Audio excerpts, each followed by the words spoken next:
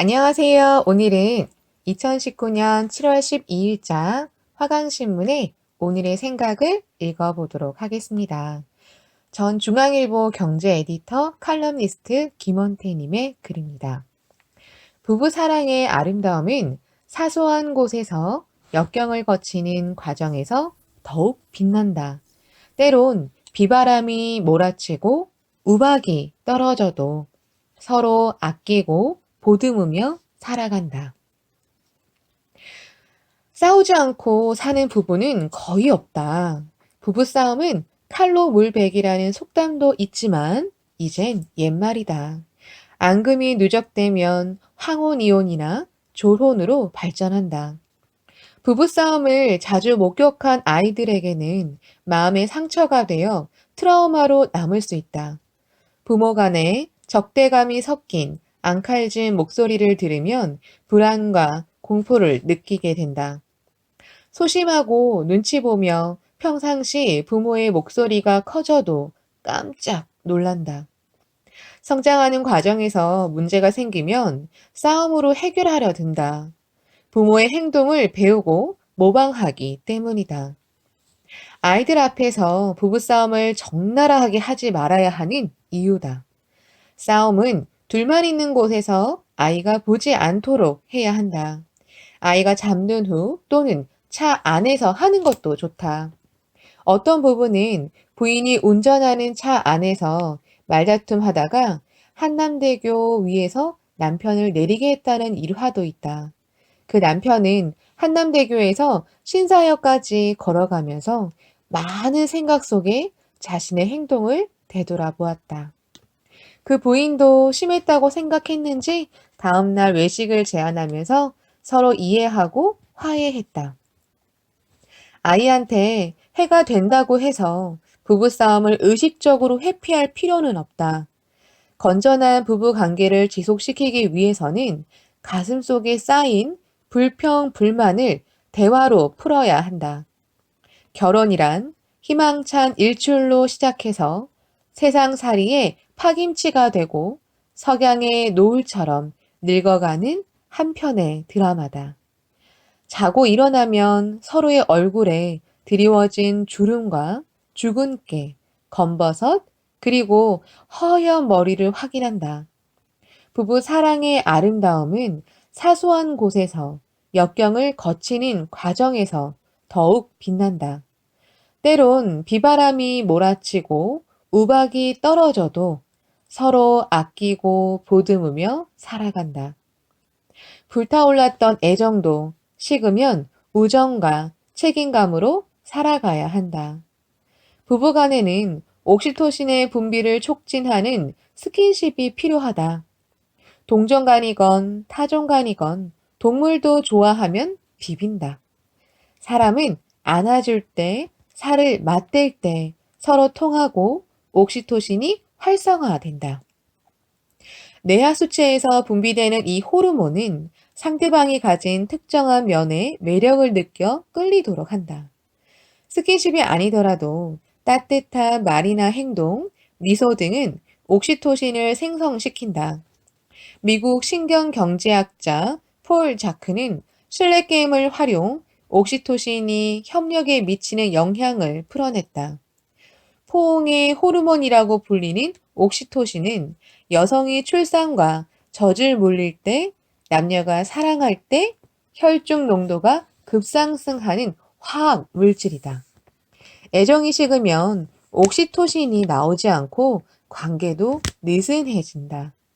사랑에 기술이 필요하듯 부부싸움도 요령이 있어야 한다. 일단 참아보되 사태가 어렵게 진전되면 시간과 장소를 가려 싸우는 게 좋다. 싸움 그 자체가 목적이 아니고 갈등을 최소화하려는 수단임을 명심해야 한다. 묵은 기억을 소환해 백화점식 논쟁을 하지 않고 현재 발생한 주제로만 논박한다. 감정에 복받치더라도 이성을 잃지 않는다. 상대방 가슴에 비수를 꽂는 치명적인 언어는 피하라. 해서는 안 될 말은 삼가야 한다. 한번 내뱉은 말은 엎질러진 물처럼 주워 담을 수 없다. 화해하더라도 가슴에는 씻지 못할 응어리가 남기 마련이다. 특정한 말을 내뱉기 전에 심호흡을 한번 하라. 사과할 것은 사과하고 잘못한 점은 흔쾌히 인정한다. 서로 사과하면 쉽게 풀린다. 잘못을 인정한다고 해서 체면이 깎이고 자존심이 상하지 않는다. 싸움은 오래 끌지 않는다. 냉전 상태를 오래 끌수록 부부 관계는 더욱 불편하고 소원해진다. 싸움을 전혀 하지 않는 부부도 어려움이 있지만 싸움이 너무 잦은 것은 바람직하지 않다. 말다툼이 본격적인 싸움으로 발전하기 전에 사태를 반전시키는 기술이 필요하다.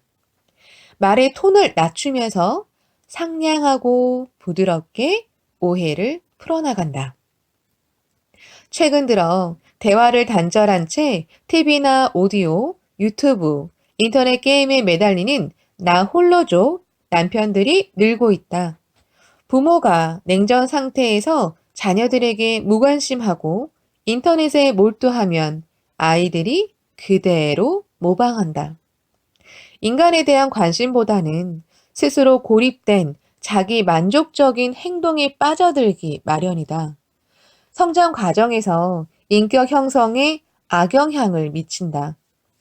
부부싸움은 술, 이성, 종교 문제보다 돈에서 시작하는 경우가 많다. 남편은 가정의 수입과 재산이 아내가 가늠하는 것보다 많다고 느낀다. 맞벌이의 경우 배우자가 자신보다 적게 번다고 판단한다. 남편들은 남자다움을 과시하려고 수입을 실제보다 부풀리는 경향이 있다. 카드값과 마트비 등 지출을 담당하는 아내는 가계의 빚이 남편이 생각하는 것보다 많다고 느낀다. 돈 문제를 둘러싼 생각의 차이가 부부싸움을 촉발시킨다. 미국의 한 연구진이 정부 지원을 받아 40년간 추적 조사한 결과다. 부부 생활에 큰 영향을 끼친 개념은 손실 혐오다. 행동 경제학자들은 인간은 얻는 즐거움의 2배만큼이나 잃기를 싫어한다. 어떤 것을 잃는다고 느끼면 비합리적인 행동, 공격적인 행동을 마다하지 않는다.